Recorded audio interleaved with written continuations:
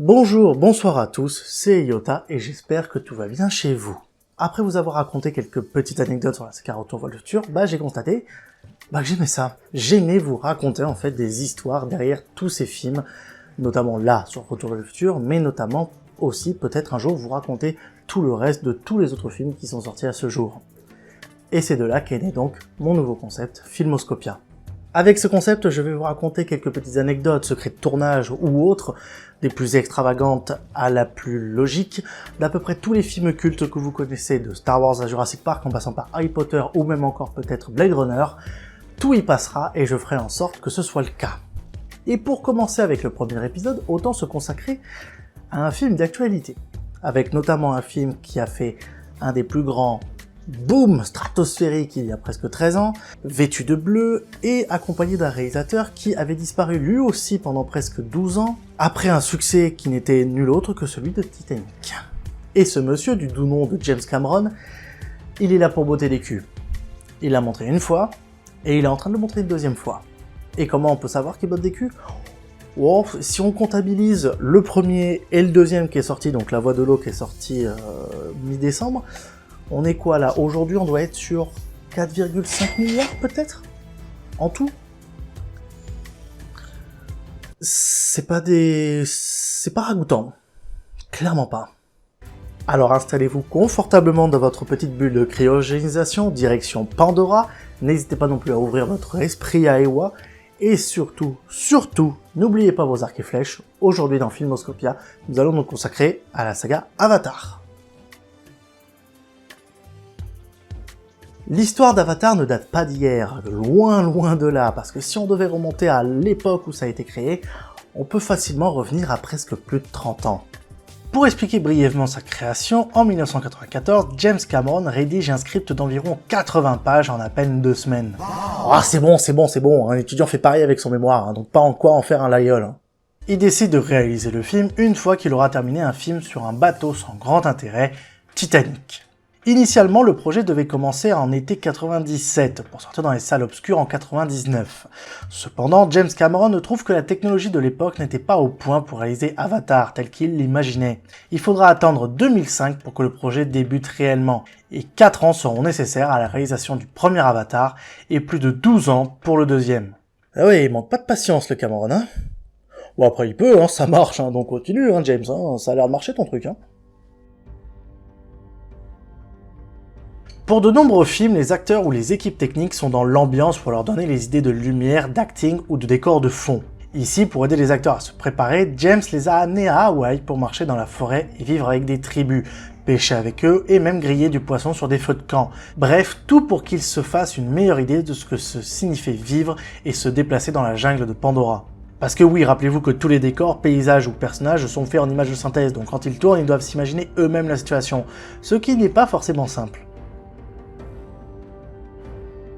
Avant de prendre Sam Worthington dans le rôle titre, on proposa le rôle à un nom plutôt connu des films hollywoodiens, à savoir Matt Damon. Mais malheureusement il a dû refuser, et pour cause, puisqu'en effet il était en plein tournage pour la trilogie Jason Bourne. Il déclara plus tard, je cite, « On m'a proposé un petit film appelé Avatar, et James Cameron m'en a offert 10%. Je vais entrer dans l'histoire, car jamais vous ne rencontrerez un acteur qui a refusé plus d'argent. » Ah ça tu peux le dire Bouffi, T'as loupé l'occasion, Pour ajouter sur le choix de l'acteur, James Cameron a souhaité de toute façon avoir un acteur beaucoup moins connu pour que le personnage paraisse plus vrai à l'écran. Et dans les noms qui sont passés sans être trop connus à l'époque, il y avait par exemple Chris Pratt, Jake Gyllenhaal ou encore Chris Pine. Et autant vous dire que c'est des jolis noms pour des nobody.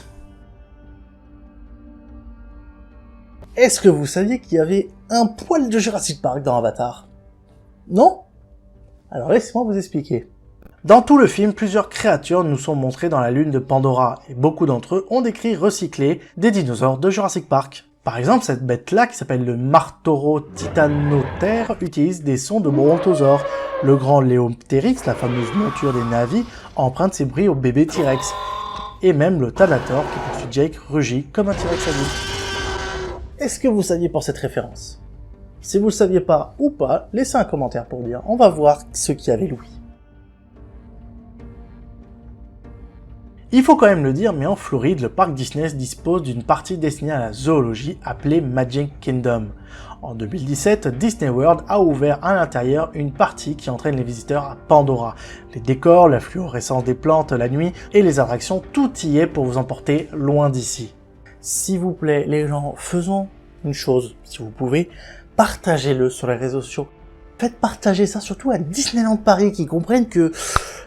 Je sais que de ce que j'ai compris, il devait y avoir un parc, Star Wars, etc., qui ne savent pas trop où ils en sont. Faut leur mettre la pression. Mettez Pandora à Disneyland Paris. Honnêtement, ça ferait un succès monstrueux. Faites-le, s'il vous plaît. Juste. Vous vous souvenez du personnage de Sigourney Weaver? Vous vous souvenez qu'elle est désagréable? Mais vous devez encore plus vous rappeler qu'elle fume. Et si je vous dis qu'elle n'a même pas fumé une cigarette durant le tournage? Le réalisateur a expliqué que Sigourney Weaver devait tenir un cure-dent pour faire semblant de fumer. Les cigarettes et la fumée ont été ajoutées numériquement par la suite. Les critiques ont tout de même fusé face à la quantité de cigarettes montrées à l'écran. En réponse, Cameron avait déclaré que le personnage de Grace devait être rebutant, même désagréable au début. En effet, il cite « Elle est grossière, jure, boit et fume. Elle n'est pas censée être un modèle pour les adolescents. » Pour créer les montagnes flottantes de Pandora, l'équipe artistique chargée de la conception des paysages s'est basée sur un lieu bien terrestre portant le nom de Parc National de Zhangjiajie, désolé de la prononciation, en Chine avec ses fameuses colonnes de pierre. Et si vous avez l'occasion d'aller sur place, vous constaterez qu'un clin d'œil a été fait au film, puisque la colonne s'appelant Ciel du Sud a été rebaptisée Avatar Aleua Mountain, car d'après les autorités locales, c'est le pilier qui aurait le plus inspiré le réalisateur. Parlons d'ailleurs de ce PIT. Pendant quelque temps, le premier film fut retiré par le gouvernement chinois de toute salle de cinéma dans le pays. La raison? Il craignait tout bonnement que la révolte des navis ne donne de mauvaises idées aux citoyens, ne voulant plus de cette dictature chinoise. Ils arrivent pas à comprendre que déjà la population le comprend déjà bien assez sans forcément regarder des films. Hein. Sur de nombreux films, on peut utiliser des langues mortes, exotiques, voire farfelues. Mais dans de très rares cas, on a pu les inventer. Pour Avatar, l'équipe de production a voulu se la jouer Tolkien dans Le Seigneur des Anneaux. Pour le réalisateur, il est clair que la langue inventée devait être assez simple à prononcer pour les acteurs et ne devait ressembler à aucune autre langue déjà existante. Il a donc fait appel au docteur Paul Frommer, diplômé en linguistique. Et il n'est pas personne puisqu'il est connu comme étant le créateur des langues pour les films. Est-ce que c'est efficace ? Bien sûr que oui, c'est efficace, puisque les Boog ont quand même créé, attention tenez-vous bien, presque plus de 1000 mots pour cette langue Navi. Autant vous dire que c'est monstrueux. Et ils sont même allés encore plus loin, en poussant le marketing linguistique jusqu'au bout, puisqu'en effet, aujourd'hui, il y a même des applications mobiles pour vous apprendre la langue Navi. Par exemple, je vais vous donner un indice, Aylan, ça veut dire friend. Donc, vous, mes chers Aylan, abonnez-vous. Fallait que je le place à un moment donné, hein. Je savais pas trop comment. On fait comme on peut. Bon, cette anecdote est un petit peu vieillot parce qu'en effet, on a déjà directement la réponse dans le 2, mais il fallait quand même que je l'explique. Pour différencier les Navi des avatars hybrides, il y a une distinction toute simple. En effet, les Navi n'ont que 4 doigts et ils n'ont pas de sourcils. Même sous forme d'avatar, les humains ont toujours un 5e doigt et de petites rangées de poils au-dessus des yeux. Alors, je suis obligé de vous faire un aveu. Je vous ai peut-être menti. Ou du moins, pas surtout. Comme je vous l'ai dit, une très grande partie du film est en images de synthèse. Oui, vous vous doutez bien que les Navi n'existent pas sur Terre. Certes, les Navi n'existent pas, mais les vêtements existent bel et bien. Lorsque la costumière Deborah Scott a rejoint le projet, le monde et les personnages étaient déjà bien établis. Bien que la conception des vêtements soit relativement simple, elle incorpore de nombreux tissus différents. Les animateurs avaient besoin d'un vêtement physique en 3D pour que le costume ait l'air aussi réel que dans le film. Cela leur a permis de fournir de précieuses indications, par exemple sur la façon dont les plumes bougent dans le vent. Pour aider Sigourney Weaver dans son rôle de Grace, qui n'est autre qu'une botaniste sur Pandora, le réalisateur a fait appel à une vraie botaniste. En effet, Jodie Holt, professeure à l'Université de Californie, a conseillé l'actrice non seulement sur la tenue qu'une spécialiste porterait sur le terrain, mais aussi sur la manière de collecter des échantillons et la communication végétale sur la Lune. Elle a plus tard été chargée aussi d'ailleurs de rédiger la description des plantes pour le livret du Blu-ray et d'aider pour la réalisation de toute la végétation du jeu Avatar. Ubisoft, vous avez compris que vous devez pas le louper ce jeu, hein? Faut qu'il soit parfait, hein? Horizon Zero Dawn, faut que ce soit ridicule comparé à ce que vous allez faire, d'accord? Hein? Juste un petit message de prévention, hein, parce que sinon vous allez vous faire démolir. On arrive donc aux anecdotes acteurs-actrices. Avant que le rôle ne revienne à Sigourney Weaver, d'autres actrices avaient été envisagées pour le rôle du Dr. Grace Augustine, comme par exemple d'ailleurs Jodie Foster, ou même encore Jamie Lee Curtis. Du côté des acteurs, certains ont été appelés, mais finalement n'ont jamais pu entrer sur le ring. En 2013, une rumeur a circulé concernant Arnold Schwarzenegger. Ce dernier devait incarner un méchant dans le deuxième. Malheureusement, en 2014, le réalisateur a officiellement déclaré que la star de Terminator ne participerait pas au projet. Un autre acteur a lui tout simplement refusé d'y prendre part. Le fameux acteur Edward Norton aurait en effet été sollicité par James Cameron, mais aurait décliné son offre car il tenait à jouer un Na'vi alors que le cinéaste lui proposait de jouer un humain.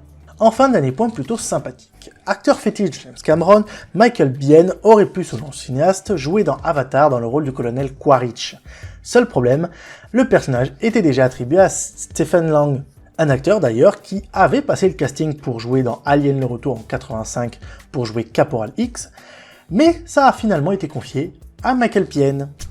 C'est fou les coïncidences. On le sait tous, Avatar 1 et même Avatar 2 ont été des claques visuelles sur tous les points, que ce soit avec l'eau, les personnages, la motion capture, tout est fabuleux, et pendant de nombreuses années après la sortie d'Avatar 1, ça n'a pas été inégalé pour ma part.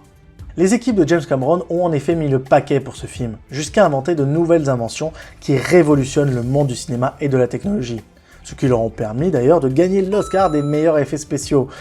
L'inverse, au vu des nominés, m'aurait choqué et aurait choqué tout le monde. Et le deuxième film ne déroge pas à la règle. La capture des scènes sous-marines consiste habituellement à suspendre les acteurs à des câbles, puis à ajouter de l'eau en images de synthèse. Or, ce processus n'est pas assez réaliste aux yeux de James Cameron. Je pense que vous commencez à comprendre que le mec veut du réalisme. Alors, il a créé pour l'occasion une nouvelle technologie. Encore. Le tournage des scènes sous-marines, donc dans Avatar 2, a donc nécessité la construction d'un réservoir de 3,5 millions de litres d'eau, des acteurs entraînés à la plongée libre et un nouveau système de caméra complètement novateur. Pour terminer, il fallait que je vous parle un petit peu, surtout du 2, avec un exploit plus que sportif. Kate Winslet, actrice connue pour son rôle de Rose dans Titanic, a joué un personnage du peuple de l'eau et a donc dû être tournée via la nouvelle invention des équipes. En plus de devoir tourner dans l'eau, Kate a donc dû apprendre à retenir sa respiration assez longtemps pour les besoins des scènes. Et elle l'a fait avec brio puisqu'elle a battu un record en tenant plus de 7 minutes en apnée. D'ailleurs, l'ancien record était détenu par nul autre qu'un autre acteur, à savoir Tom Cruise pour l'émission Impossible. Bravo Rose, hein, tu as battu Tom. Bon, par contre, maintenant, t'aurais quand même pu apprendre ça à Jack, hein. Il aurait survécu quand même.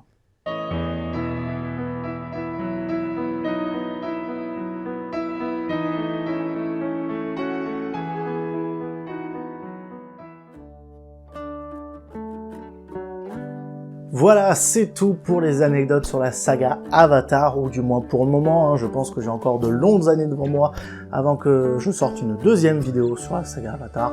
Mais j'ai bon espoir. Si vous avez aimé, n'hésitez pas à mettre un pouce bleu, ça ferait vraiment plaisir et ça me permet toujours de pouvoir juger qu'est-ce qui vous a plu, qu'est-ce qui aura à changer. D'ailleurs, en parlant de ça, si vous avez des petits conseils, etc. sur le réglage peut-être des lumières ou de ma voix ou autre, n'hésitez pas à en faire part en commentaire, ça fait toujours plaisir. N'hésitez pas non plus à partager sur les réseaux sociaux, que ce soit Instagram, Facebook, Twitter, Insta, ça me ferait vraiment plaisir. Tout bonnement déjà d'être partagé, puisque tout bonnement ça m'amène plus de monde, donc ça me motive encore plus pour faire des vidéos, donc n'hésitez pas. Et bien évidemment, vous retrouve la semaine prochaine, vendredi 18h, pour une nouvelle vidéo. C'était Yota en direct de la toile, et à bientôt sur la chaîne YouTube. Ciao!